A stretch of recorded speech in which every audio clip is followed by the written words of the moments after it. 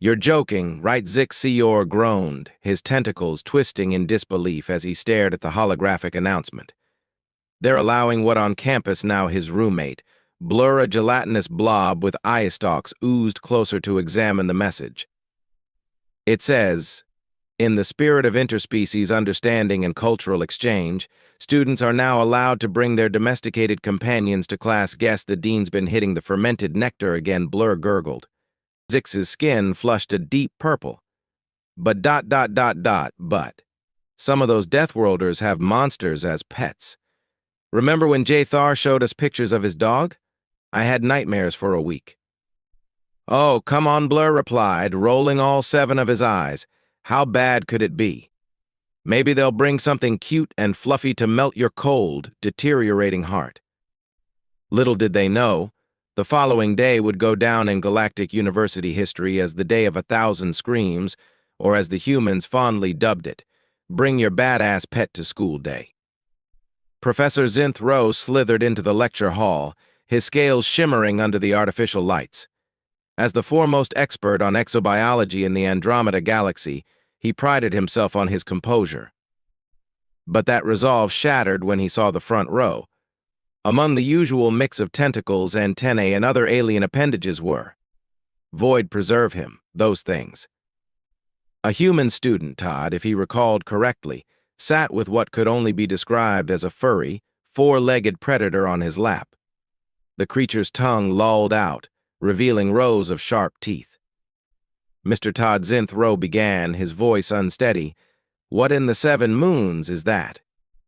Todd beamed, scratching the creature behind its pointed ears. This is Rex, my German shepherd. Isn't he adorable? At that moment, Rex let out a thunderous bark, sending half the class either leaping or oozing several feet into the air. Adorable, Zinth Rowe muttered, already planning to update his will.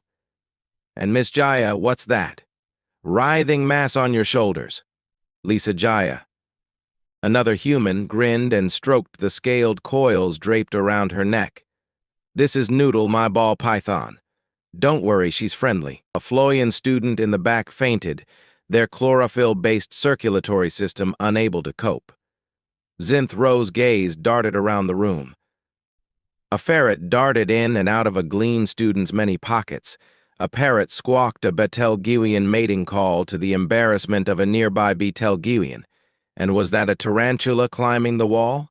Right, Zinth Rowe squeaked, his usual melodic tone strained. Let's begin our lesson on non-threatening herbivores, shall we? Chaos erupted. The ferret, bored with the Glean student's pockets, dashed across desks, leaving a trail of shrieks. Bandit, Comeback yelled its owner, a lanky human named Alex, chasing the little creature. Meanwhile, the parrot soared overhead, squawking a mix of earth curses and alien love songs, further mortifying the Betelgeuse. Rex decided the ferret was a potential playmate and bounded after it, clearing desks with ease. Zinth Rowe watched helplessly as his lesson dissolved into slapstick mayhem, considering early retirement to a gas giant with only hydrogen microbes for company. Meanwhile, in the cafeteria, Grick, the Arawan lunch lady, stared in horror at a human girl dangling a mouse over a glass tank. Sweetie, she chittered nervously, I think you dropped your snack. The girl looked up, puzzled. Oh, it's not a snack. It's for Mr. Whiskers. She pointed to the tank, where dear void it was a snake. Grick watched as the mouse was dropped in, and Mr. Whiskers wasted no time proving he wasn't picky. At another table, Andromedans poked at their lunch, eyeing a golden retriever sitting obediently beside its human. Is it going to eat us? One whispered. The dog's owner laughed. Buddy? Nah, he just eats dog food and the occasional homework. When Buddy sneezed, launching a glob of drool across 3 tables, the Andromedans reconsidered. Across the room, a Venusian cautiously asked a petite human, What is that? Emily beamed, cradling a fluffy Angora rabbit. This is Snowball. Want to pet her? The Venusian hesitantly extended a tentacle but recoiled when Snowball twitched her nose. It moves, he yelped. Emily giggled. Rabbits are harmless, I promise. Harmless, the Venusian exclaimed. On my planet, anything with claws and teeth is an extinction-level threat. Snowball sneezed, sending the Venusian leaping backward into a Martian, toppling chairs in the process. The chaos reached its peak when Jake strolled in with a scaly creature on a leash. Everyone, meet Snappy, he announced proudly. He's my alligator. The room fell silent. Is that a Terran swamp dragon? Grick whispered. Jake grinned. Close. He's still young, so he's allowed inside. When he's grown, he'll stay in the campus pond. This news prompted many students to mentally revise their campus maps to avoid the pond forever. Snappy, oblivious to the panic, yawned, displaying a mouthful of razor-sharp teeth. Don't worry, Jake reassured them. Snappy's friendly. Want to see him roll over? Before anyone could decline, Jake gave a signal, and the alligator rolled across the floor like a scaly barrel. That was the last straw for most alien students, who fled en masse. Back in the lecture hall, Zinthro managed to regain order. The ferret was caught, the parrot silenced with crackers, and Rex sat obediently by Todd. Now Zinthro said, his scales still quivering, let's try this again. Can anyone name a non-threatening herbivore? It belonged to Zigger, who had spent most of the class attempting to meld into his chair. Yes, Mr. Zellup, Zinthro prompted, relieved by the illusion of normalcy. Well, Zellup began, his voice trembling slightly, there's the fluffless harmlessness, known for its soft fur and complete lack of teeth or claws. Excellent, Zinthro exclaimed. And can you describe its defense mechanisms? Zigger nodded, gaining a bit of confidence. When threatened, the fluffless harmlessness releases spores that induce feelings of peace and calm in potential predators. Very good, Zinthro said approvingly. But before he could continue, a snicker from one of the human students interrupted him. I'm sorry, said Sarah, a freckled girl with a cat lounging in her lap. But that sounds like the most boring animal ever. Where's the excitement? The danger. Zinthro blinked, perplexed. Excitement? Danger? My dear, the entire purpose of such creatures is to avoid danger altogether. But where's the fun in that? Todd interjected, still scratching Rex behind the ears. Half the joy of having a pet is their unpredictability. You never know what they might do.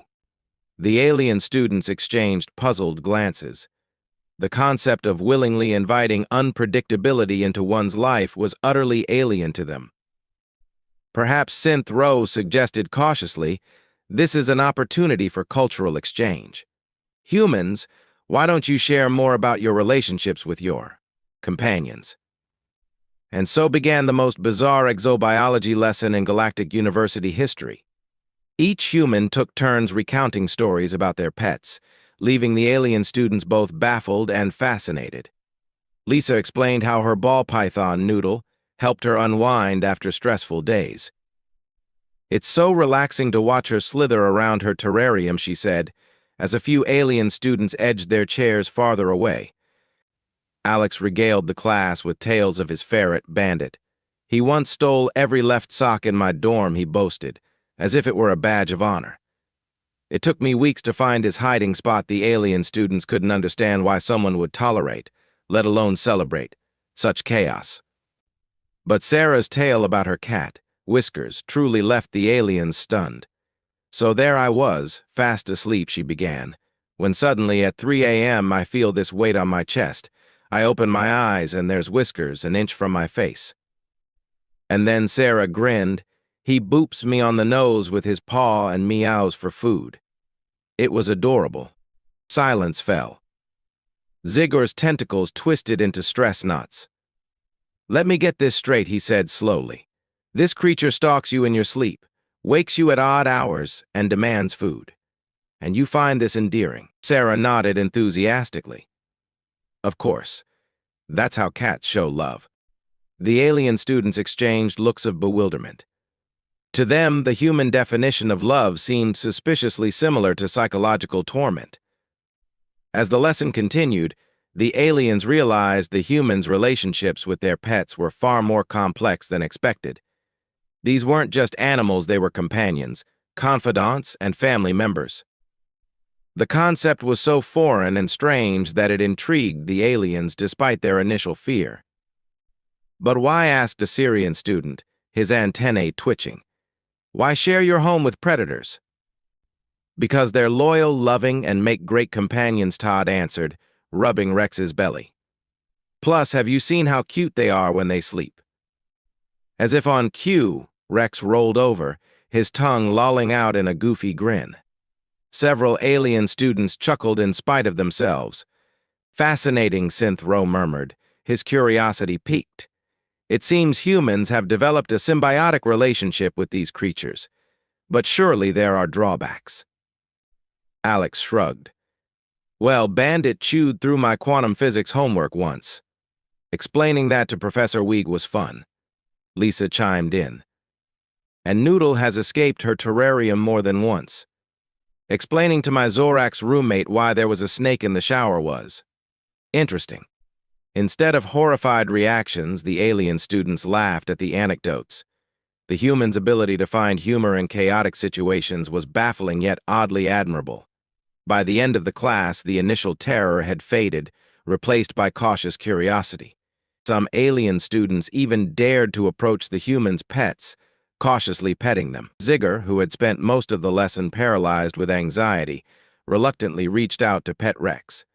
To his surprise, the dog's fur was soft, and the rhythmic wagging of his tail was unexpectedly soothing. "You know," Zigger said to Todd, his tentacles slowly untangling, "I think I'm starting to see why you keep these creatures around. There's something comforting about them." Todd grinned. "Told you Rex was a good boy. Who knows? Maybe you'll get a pet of your own someday." Zigger's epidermis turned pale green at the thought, but he didn't outright reject the idea. If nothing else, today had shown him that the universe was full of surprises.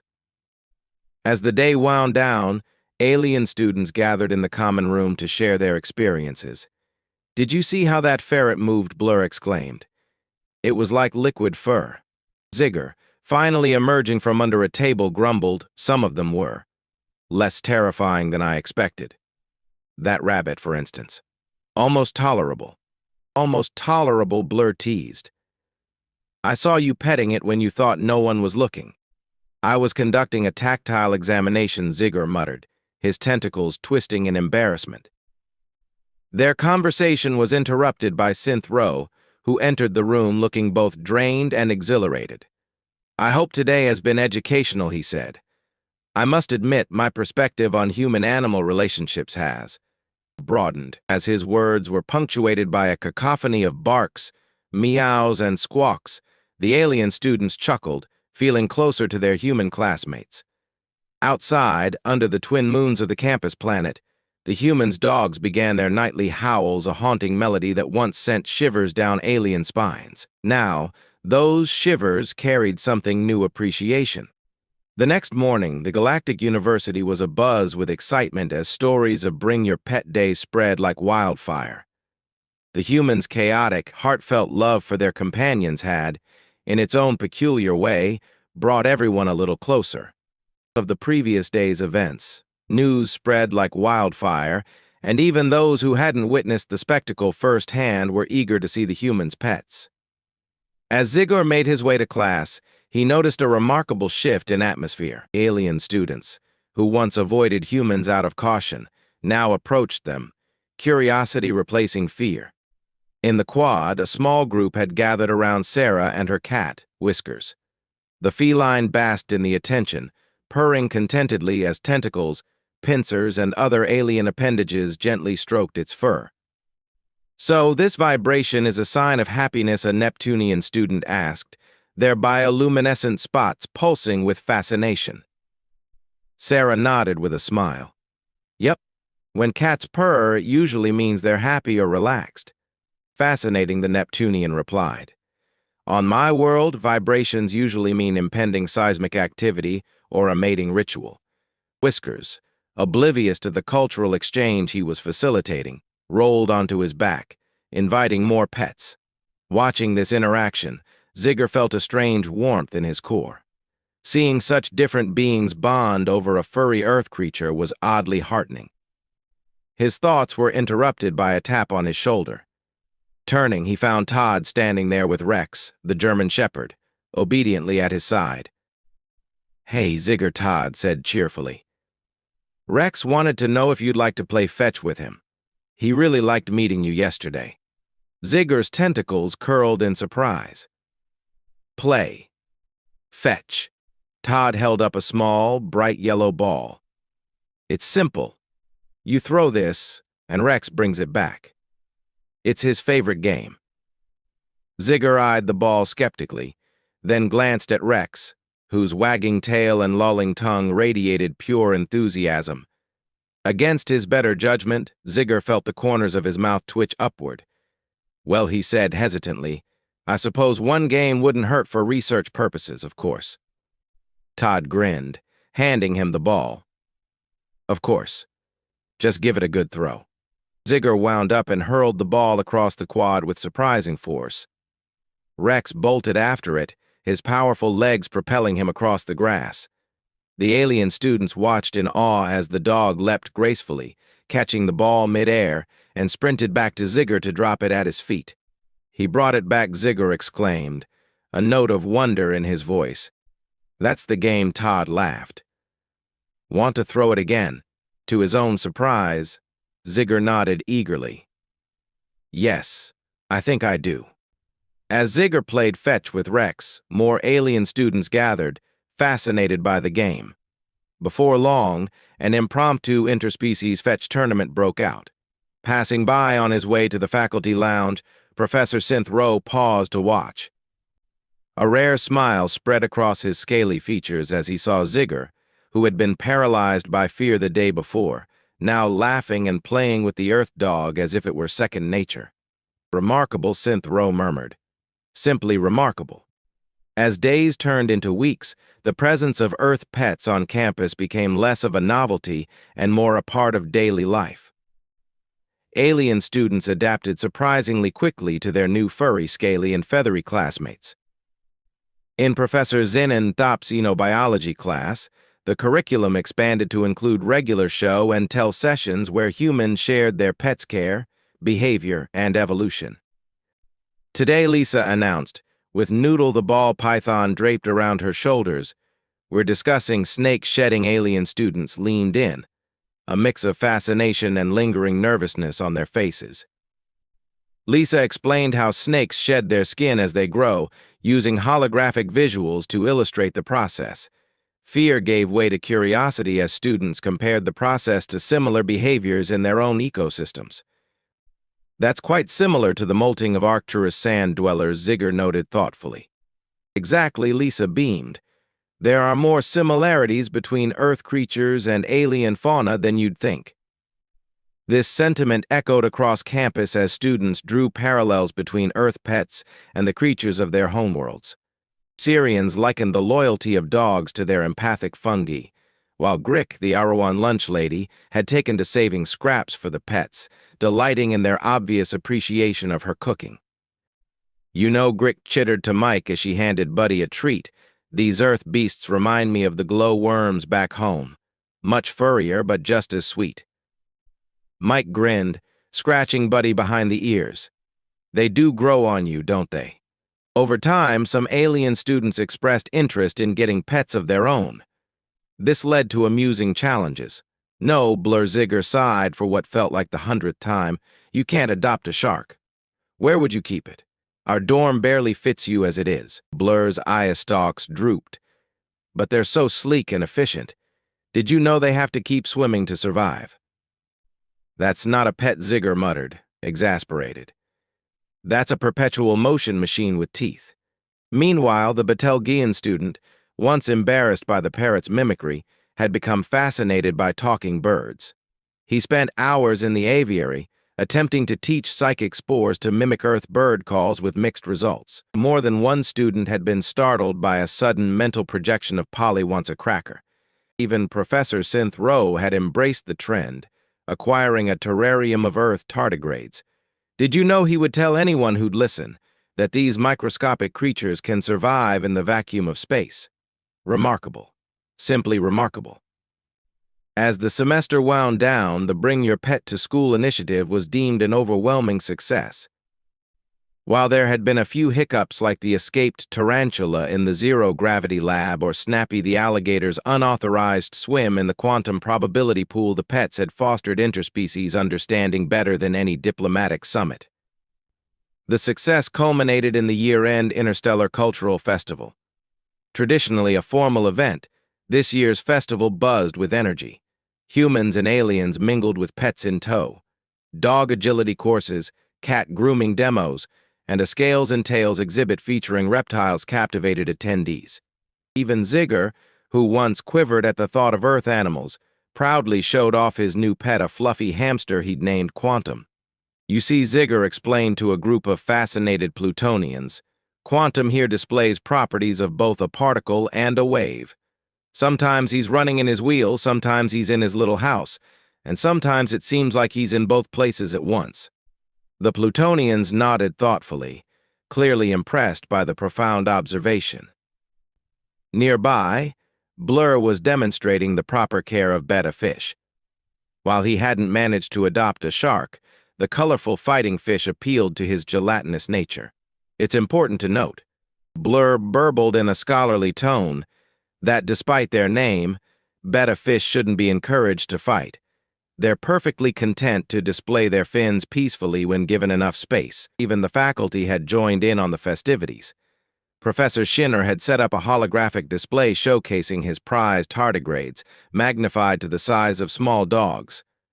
Alien students gazed in awe as the microscopic creatures lumbered across the screen, looking like tiny 8-legged bears. As the festival neared its end, Dean Zix took to the stage for the closing remarks. The distinguished Andromedan surveyed the crowd, a vibrant mix of humans, aliens, and their pets, and felt an overwhelming sense of pride. When we first announced the Bring Your Pet to School initiative, the dean began, gesturing expressively with his tentacles. Many feared it would be a recipe for disaster. Death world pets on campus, they said. It'll be chaos. Laughter rippled through the audience. And yes, the dean continued. A twinkle in his compound eyes, there was a bit of chaos. But there was also learning, understanding, and dare I say friendship. He motioned to the crowd, where humans and aliens stood together, pets in tow, some on the ground, others in arms, and a few draped over shoulders. Look around, the dean said. What do you see? I see a future where our differences aren't barriers but bridges. A future where we grow together, learn from one another, and build a galactic community that celebrates diversity in all its forms, whether tentacled, furred, scaled, or feathered. The crowd erupted in cheers, a symphony of human voices, alien calls, and enthusiastic animal noises. And so the dean concluded, raising his voice above the din, I am delighted to announce that the Bring Your Pet to School initiative is now permanent, effective immediately. The applause grew louder. Zigger, caught up in the excitement, waved his tentacles in the air, letting out a trilling sound of joy. Quantum, nestled safely in his containment sphere, spun in his wheel, seemingly approving. As the celebration continued, Zigger felt a tap on his shoulder. Turning, he saw Todd with Rex, the German shepherd, by his side as usual. Hey Zigger, Todd said with a grin. Remember how freaked out you were when you first met Rex? Look at you now, a proud pet owner yourself. Zigger's skin flushed a deep purple. Yes, well, I may have overreacted a bit. Your Earth creatures aren't quite as terrifying as I once thought. Todd laughed. High praise indeed. Rex thinks of you as part of his pack now. As if to confirm, Rex gave a soft woof and wagged his tail, looking up at Zigger with affection. Zigger felt a warm glow in his chest. I'm honored, he said, gently patting Rex's head. And of course I'm quite fond of Quantum as well, he added hastily, glancing at his hamster. It's amazing how things have changed, Todd mused. When I first got here, I worried about fitting in. Being a Death Worlder isn't exactly a selling point in most of the galaxy. Zigger nodded, recalling the initial unease many students had felt toward their human classmates. And yet Todd continued, "Now it feels like we've all come together thanks to our pets." Indeed, Zigger agreed. Who would have thought the creatures we feared would become the greatest diplomats of our time? As they talked, more classmates joined them. Blur oozed over, proudly displaying his betta fish swimming in a hovering water sphere. Lisa arrived with Noodle, the python glinting under the light of the setting suns. Even Jake was there, though mercifully without Snappy the alligator. The dean had drawn the line at aquatic reptiles attending the festival. Together, this eclectic group of humans, aliens, and pets watched the festivities unfold. The scene was a testament to how far they had come from fear and misunderstanding to friendship and respect. "You know," Blur burbled thoughtfully, "I think we've learned something important. It's not about where we come from or what we look like, it's about the connections we build." "Well said," Lisa agreed, scratching Noodle under the chin. "Our pets might be different from us, but they're part of our families. And now I feel like we're all part of one big, weird, intergalactic family." Zigger nodded. If someone had told him at the start of the semester that he'd be standing here surrounded by Earth animals, feeling completely at ease, he would have thought them mad. Yet here he was, and he wouldn't trade it for anything. As the festival drew to a close and the twin moons rose, the humans' dogs began their nightly chorus. This time, however, they weren't alone. Alien voices joined in the melodious trills of Syrians, the resonant hums of Andromedans, and the subsonic vibrations of Jovians. It was a symphony of diversity, a celebration of differences and newfound unity. Nearby, Professor Shinor watched, his scales shimmering with emotion. "Remarkable," he murmured. "Simply remarkable. I believe we've witnessed the start of a new era in interspecies relations." As the strange, beautiful music filled the air, Zigger couldn't help but agree. The galaxy would never be the same, and that, he realized, was a wonderful thing. In the years that followed, the story of how Earth pets transformed Galactic University became legend, a testament to how understanding and compassion could bridge even the widest divides. And to think it all began with one simple announcement: Deathworlders are now allowed to bring their pets to class. Who could have predicted that those words would change the course of galactic history? Then again, as humans like to say, sometimes the best things in life come in small, furry packages.